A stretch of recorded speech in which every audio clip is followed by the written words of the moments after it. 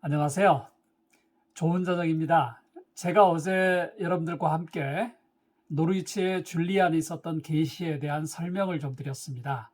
오늘은 정말 아주 짧게 이 책을 어떻게 읽을 것인가에 대해서 두 가지 정도 혹은 플러스 하나 더해서 세 가지 정도 여러분들과 함께 나누고자 해요. 첫 번째는 이 책이 여성이 썼잖아요. 그렇기 때문에 혹시 페미나인 이미지, 여성적인 이미지가 너무 많을까? 여성적으로 하나님과의 대면하는 특징이 있을까?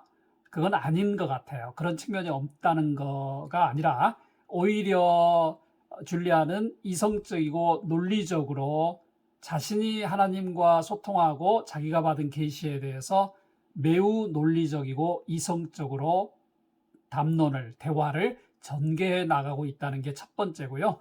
두 번째는 제가 책 한 권 한 권이 차지하고 있는 당대 시대적 배경, 다 이룰 수는 없잖아요. 하지만은 이 책이 나온 배경이 당시의 역병이라든지 이제 중세 말에 완전히 들어간 건 아니지만 사회적 변동과 기존의 중세에 견고하게 보였던 교회와 신학의 시스템이 어느 정도 이렇게 크게 흔들리는 시점이거든요. 그때 필요했던 엄마 하나님, 어머니 하나님, 쉽게 말해서 캐롤라인 바이넘이 이야기했던 Jesus as Mother, 그 개념이 어떻게 등장하는가, 그 두 가지를 중심으로 여러분에게 오늘 짧게 말씀을 드리고자 해요. 제가 현재 작업하고 있고 또 중세 영성가 하면은 많은 분들이 꼽고 있는 에크하르트. 에크하르트의 경우와 같이 중세 신비주의가 꼽힌 14세기뿐만 아니라 오늘날까지도 하나님에 대한 신비주의적인 영적 체험, 중세 영성의 핵심은 오늘날 개신교처럼 성장, 성도, 우리가 어떻게 살아야 될까 굉장히 프랙티컬하죠. 그런 이슈에서는 좀 동떨어져 있어요. 그래서 신과 나 자신, 즉 하나님과 나 자신의 신비주의적인 영적 체험, 그리고 묵상은 사실 기독교 본질 중에 하나이면서도 중세 영성에 가장 강조되는 요소였죠. 우리는 신비주의적이고 신비적이고 영적인 체험을 통해서 하나님의 존재 자체를 우리가 느껴가는 거죠. 그리고 인간 가운데 그분의 현존을 느끼는 거죠. 물론 예수님이 이 땅에 살아계실 때는 예수님 자신이 하나님을 드러낸 거였지만은 지금은 우리가 어떻게 임재를 느끼죠? 우리는 끊임없이 인간 가운데 그리고 만물 가운데 그분의 현존, 존재하심을, 임재를 느끼려고 노력하고 있죠. 인간과 하나님 사이의 깊은 대화와 일치를 추구하고 갈망합니다. 영성의 관상 기도라든지 영성을 강조하는 사람들은 일반적으로 세상의 것에 대한 관심보다는 하나님에 대한 관심을 강조를 하죠. 우리가 어떻게 하나님의 인도를 받아서 깊이 대화할 것인가? 가능하다면 하나님과 어떻게 가까이 가서 유니오, 일치될 것인가? 물론 우리가 완전히 나중에 이제 비잔틴 용어 중에 deification, 신화라는 개념도 있는데 그런 차원까지는 가지 않더라도 어떻게 하면 우리가 하나님과 거의 일치하게 될 것인가? 이런 것을 추구하고 갈망하는 거죠. 이러한 신비적인 소통과 일치에 대한 추구, 이거는 감성적이거나 영상적인 차원에서 다루어지는 것이 아니고 때로는 굉장히 논리적이고 이성적인 작용을 통해서 이루어진다는 게 첫 번째 우리가 관심을 가질 방법입니다. 줄리아는 자신이 보고 체험한 하나님의 사랑 그리고 신적인 계시를 종종 이성적 사유와 성찰을 통해서 접근합니다. 여성 작품이라는 당시로서는 특수한 면을 본인이 조심할 수밖에 없는 거죠. 남성들에 비해서.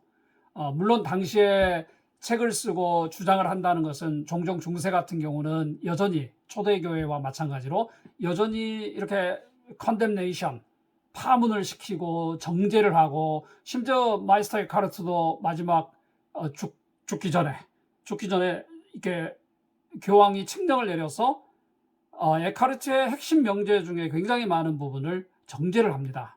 나중에 공식적인 파문이 내려오기 전에 이제 에카르트는 죽었는데 이와 마찬가지로 당시에는 여러 가지 이유로 특히 종교적 이유로 저자들이 쓴 글을 가지고 논란을 만들 수 있는 여지가 있었기 때문에 남성이고 여성이고 주의했을 것은 분명하고, 특히 여성들은 더하지 않았을까요? 줄리아는 자신의 글이 성경과 교회의 보편적 가르침에 기초하고 있다는 것을 상당히 의식적으로 그리고 지속적으로 강조하죠. 내가 out of tune이 아니다. 기존 보편 교회가 가르쳐 온 가르침에서 내가 이탈한 것이 아니다. 이거를 강조할 수밖에 없는 상황이었죠. 그리스도와 관련된 계시를 묘사하는 과정에서도 줄리아는 지속적으로 하나님과 그리스도에게 묻고 동의하면서, 제가 어제도 말씀드렸죠. 하나님이 보여준 것을 기록하는 식으로 자신이 받은 계시와 자신의 해석을 더하고 있다고요. 그 계시가 갖는 깊은 의미에 도달하기 위해서 예쓰는 모습을 보여주었어요. 주도권을 갖고 우선해서 주시는 하나님의 계시, 그리고 그 계시가 우리에게 나타나는 현실, 이거는 인간에게 부여되는 은총이잖아요. 하지만은 동시에 그것만으로 인간이 그 계시를 파악하거나 이해할 수는 없죠. 의미를 파악하고 내면화시키려는 것은 인간의 몫일 때가 많아요. 그리고 그 과정에서, 그러니까 의미를 파악하고 어떤 자신이 깊이 내면화시키려는 인간 줄리아의 노력은 단순히 줄리아뿐만 아니라 독자들, 또 우리들까지 인간의 노력과 열망을 동시에 잘 보여줍니다. 이게 첫 번째예요. 두 번째, 중세 중반에 예수의 어머니 마리아에 대한 강조. 제가 나중에 메리아올러지, 마리아에 대한 이야기도 하면 되게 재밌거든요. 우리가 중세에 알고 있는 마리아는 거의 3명의 마리아의 이미지가 통합된 개념이에요. 위 디오니시우스도 마찬가지고요. 위 디오니시우스도 몇 명의 다른 디오니시우스가 우리가 알고 있는 위 디오니시우스의 이미지로 중세 때 받아들였던 것처럼, 마리아도 마찬가지로 3명의 마리아가 통합돼서 우리가 알고 있는 일반적으로 메리아올러지의 예수의 어머니 마리아의 개념이 중세 때 이렇게 형성이 됩니다. 그리고 이제 제가 좋아하는 크라일보의 베르나르가 있었던 시스터시안, 12세기 수도원 운동이죠. 그리고 이게 본격적으로 등장하죠. 나중에 수도원 역사를 공부하면 되게 재밌어요. 콜로니에서 시스터시안으로 넘어가는 것은 단순히 수도원의 하나의 종파가 바뀐 게 아니라 세계관의 어떤 변화, 사실 그게 혁명적 변화였던 거죠. 그냥 우리는 수도원이라는 긴 역사 가운데서 콜로니가 있었고 시스터시안이 있었고 멘디칸트가 있었다 이렇게 이해하지만은 한 단계 한 단계가 사회의 변화와 인식의 틀을 바꿔주는 굉장히 중요한 변혁적인 요소였죠. 그건 나중에 저희가 한번 살펴보도록 하겠습니다. 그리고 이제 본격적으로 꽤 많은 여성 신비주의자들이 등장을 하거든요. 자, 이런 변화들은 결국은 이들의 공통점은 뭐였을까? 그게 제가 지속적으로 강조하는 기독교의 그리스도인의 사랑이었어요. 그러니까 사랑은 중세의 기독교 영성가나 중세 영성의 가장 중요한 가치가 하나님의 사랑이라는 가치였어요. 줄리안의 글은 하나님의 사랑과 수도자의 영성 속에 깃든 비전, 그리고 계시의 힘을 보게 만들어주죠. 사랑의 하나님에 대한 강렬한 집중, 그러니까 우리가 어떻게 사랑 자체이신, 사랑을 우리에게 부여해 주신 하나님에게 강렬하게, 인텐시브하게 집중할 것인가, 사랑 그 자체이신 그분에게 우리가 어떻게 갈 것인가, 이런 방안에 대해서 심도 있는 명상을 하는 것은 하나님의 현존에 대해 우리 가운데, 만물 가운데, 이 땅에, 또 우리의 영혼 가운데 현존에 대해 깊이 이해하도록 도와주죠.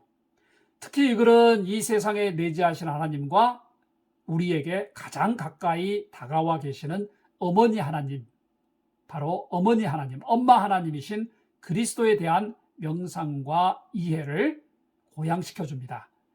그리스도의 이미지가 시대에 따라서 좀 다르잖아요.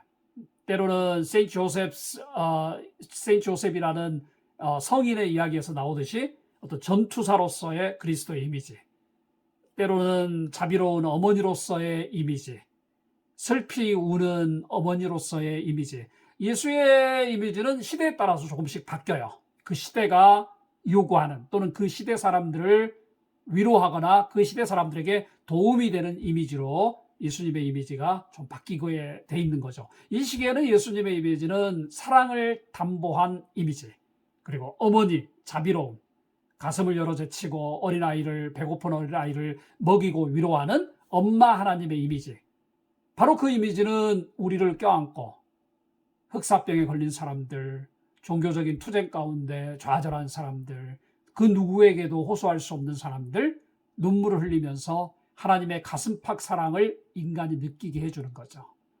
우리가 하나님에게서 느끼는 이러한 사랑의 이야기가 사실 줄리안의 글 전체에서 구구절절히 나타납니다. 특별히 이러한 어머니 하나님으로서의 사랑과 애절함은 사실 긴 본문에서 어제 제가 말씀드렸죠. 짧은 본문은 줄리안이 살아있을 때, 한 자료에 의하면 살아있을 때 짧은 본문이 쓰여진 거예요. 짧은 본문이. 이 표현이 좀 이상하다. 나중에 편집된 과정에, 그러니까 짧은 본문이 편집되던 시점에도 줄리안은 여전히 살아있었던 거예요. 하지만은 20년 이후에 쓰여졌던 긴 본문, 그 긴 본문을 보면 굉장히 신학적이고 자기 성찰적인 측면이 강하다고 어제도 말씀을 드렸죠. 그래서 어머니 하나님으로서의 사랑과 애절함은 긴 본문, 저희도 이 책을 내면서 짧은 본문만 할 수가 없어서 긴 본문에서 몇 장을 뽑아서 번역을 했어요. 그래서 독자들이 한번 비교하면서 읽을 수 있도록 저희가 했어요. 어머니 하나님에 대한 체험과 묵상, 그리고 설명은 성경뿐만 아니라 초대 교부들과 중세 신학자의 글에서도 종종 드러납니다. 그러나 여성인 줄리안의 글에서 이런 측면은 세련된 신학적 명상과 함께 한층 더 설득력 있게 등장하고 있는 것이죠. 여기에 우리가 두 번째로 말씀드린 것은 사랑을 강조했던, 사랑이 필요했던 시대에 어머니 하나님의 이미지로서의 예수님, 바로 그 mother 이미지죠. 어머니 하나님, 자애로운 어머니 하나님으로서의 이미지, 그 그리스도의 이미지를 사람들에게 전달했던 거죠. 저희는 지금까지 두 가지를 말씀드렸죠. 하나는 줄리안이라는 여성이 있었지만 굉장히 논리적이고 나름대로 이성적인 접근을 했고, 두 번째는 하나님의 사랑을 강조하면서 어머니 하나님의 자애로운 어떤 포근한 이미지를 전달했다는 그 두 가지 개념을 가지고 책 전체를 한번 읽어보면 좋을 것 같아요. 하나만 여기서 더 할까요? 은둔수도자였잖아요. 사회화고의 왕래라든지 이게 아무래도 상대적으로 적었던 은둔수도자. 은둔수도자였다면은 그러면 삶의 현실에는 어떤 영향을 미쳤을까요? 사실 은둔수도자의 삶은 봉쇄된 수도원 공간 밖 삶의 현장에는 어떤 영향을 미쳤을까 하는 게 궁금하지 않을까요? 하지만 아무리 은둔 생활을 하더라도 인간은 세상의 현실을 떠날 수 없잖아요. 그리고 은밀하게 존재하는 하나님은 한 번 세상의 번잡한, 항상 세상의 번잡함 가운데 활동하시잖아요. 재밌는 거는 초기 기독교부터 은둔 생활을 하는 에레메릭 무브먼트죠. 은둔 생활하는 수도자들도 명성이 퍼지거나 시간이 지나면은 많은 사람들이 그분의 말씀을 들으러 쫓아와요.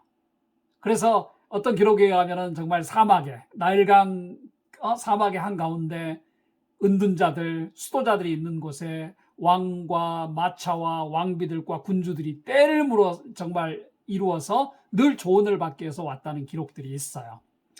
줄리안이 활동하던 당대 영국에서도 1337년 시작된 프랑스와의 100년 전쟁, 굉장하잖아요. 100년 전쟁. 1, 2년도 아니고 길고 어려운 터널을 지나고 있었어요. 종교와 정치와 경제와 사회가 맞물린 전쟁이죠. 그러면 얼마나 사람들의 삶이 피폐해지겠어요? 전쟁으로 인한 피폐함은 우리가 알고 있는 중세 흑사병의 위협도 맞닥뜨려야 되잖아요. 지금 코로나 같은 경우는 전 세계적인 팬데믹이었지만은 정부와 국제기구가 협업을 해서 최단시간 내에 나름대로 코로나 어떤 이 대비책을 만들어내고 거기에 대한 면역력 있는 약도 만들어내잖아요. 그런데 당시에는 의학이라든지 기술이 그렇게 발전이 안 됐던 상황에서 사람들은 얼마나 위험에 처해 있었을까요? 노르위치도 예가 아니었죠. 흑사병의 위력은 죽은 사람의 장례식을 치러줄 성직자들도 부족할 정도로 대단했어요.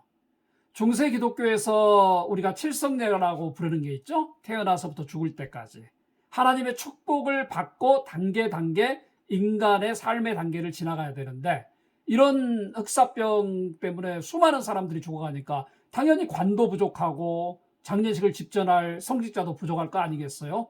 그러면 사람들은 거기서 느끼는 종교적 충격이라는 것은 물리적 충격보다 훨씬 컸던 게 중세인의 사유 방법이었잖아요. 전쟁과 질병으로 급작스럽게 죽음을 맞이한 자신의 가족과 친척들이 임종의식도 거치지 않고 지옥을 맞닥뜨릴 수 있다는 생각에 많은 사람들을 슬프게 한 게 당시의 상황이잖아요. 그리고 이 시대가 되면 이제 교황, 포, 교황의 시대가 저물어가죠. 하지만 교황은 여전히 끝까지 힘을 가지려고 애를 써요. 그게 권력이니까. 교황과 교회의 권력, 이게 어마무시하잖아요. 나중에 우리가 루터의 경우에서 보잖아요. 이 시기는 이미 이제 교황의 권력이 이렇게 디클라인 해가는 시점이죠. 넓은 의미에서 보면은. 그리고 나서 새로운 시도가 등장하죠. 위클리프, 존 위클리프. 그러니까 초기 종교 개혁자들이 이때 서서히 일어나는 거죠. 사람들은 아무래도 종교적 방황에 빠지지 않을까요? 사회적으로 힘들어, 역병이 만연해, 전쟁이 일어나고 있어.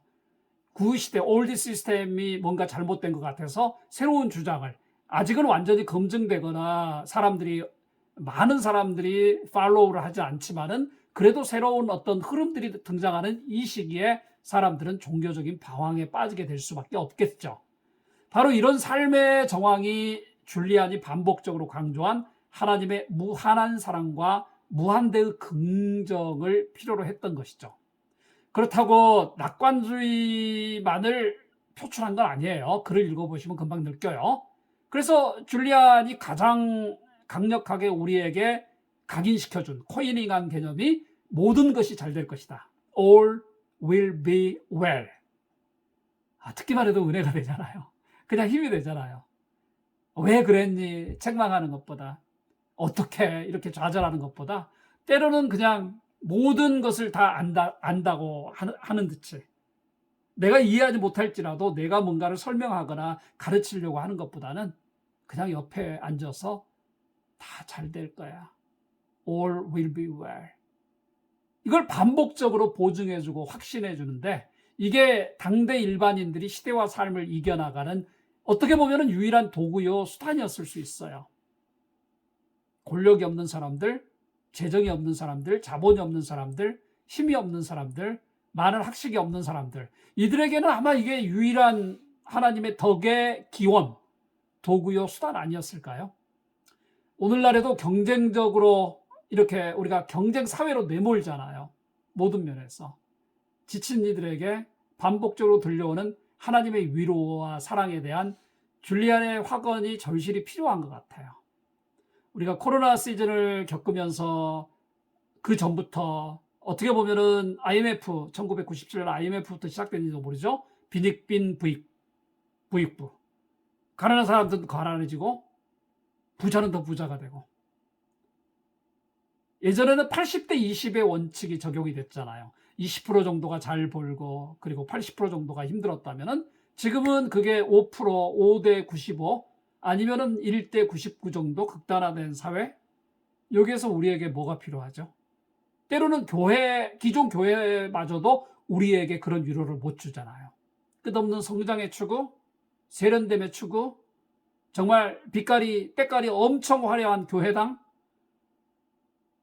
정말 제대로 차려입을 수 있는 옷 한 벌 없는 사람들, 제대로 좋은 집회로 헌금 한 푼 낼 수 없는 사람들의 입장에서 보면 결코 오늘날의 교회가 민초들의 마음에 모든 것이 잘 될 거야.